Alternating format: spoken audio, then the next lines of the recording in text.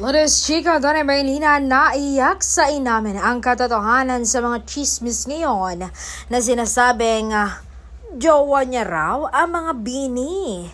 Saad niya na naluluha pa. Bakit nila pinupost na kami ni Aya at ni Mika, mga kaibigan namin yon? Bakit ako na lang palagi ang target? Bakit kami na lang palagi ni Belle? For engagement views ba? Please lang tigilan nyo ang mga issue nyo na wala namang katotohanan. Belle and I ay talagang nagmamahalan.